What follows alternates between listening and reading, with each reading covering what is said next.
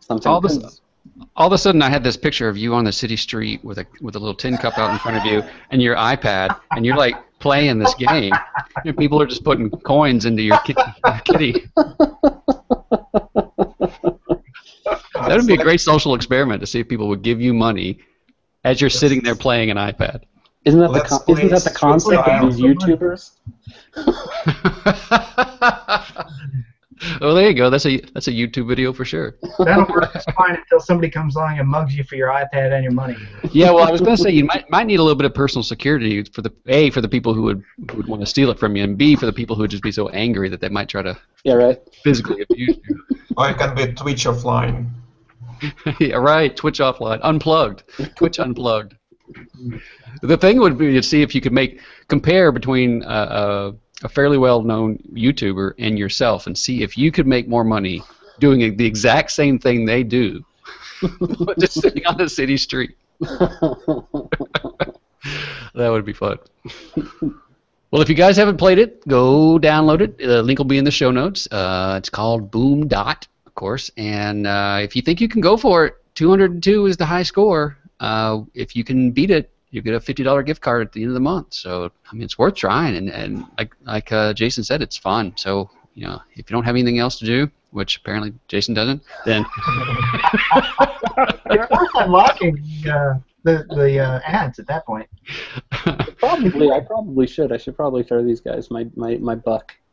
I feel the same way. Once I've played a game long enough, I'm like, you know what, I did. I need to pay for this. I will say this though, and this is the difference between I like these guys because again I liked Zigzag Boom and I like this game, and it's following a freemium model and it's not shy about it. I mean, it throws up banner ads, it throws up interstitial ads, but I think unlike last month's game, which I thought was borderline slimy. I thought the moment you launch it, it shows you a start screen, and then 1 second later it throws up an interstitial, and that's timed just to get the person who's tapping the "Let me start playing" button. But these guys, I think, they don't show the banner ads during gameplay. They show it during the menu screens, and they throw up the interstitials, but it's not after every single game. They're getting big downloads, I think. I'm certain they're making ad revenue from it, but it never crosses the line into feeling slimy to me. I just turned off my Wi-Fi. That's a smart way to go. Yeah, there you go. There's the proof. 202. God, I'm so disappointed. You hurt me. He's taken away all your opportunities. I know. I thought I had a chance. Obviously not. All right. Well, go play it. Go check it out. And let's see if we can give Jason a run for his money. So there's a few other announcements I want to get to real quick here before we jump over into today's topic. One is I want to share with you that Daniel Williams has put out a new Udemy course for game development using Corona SDK.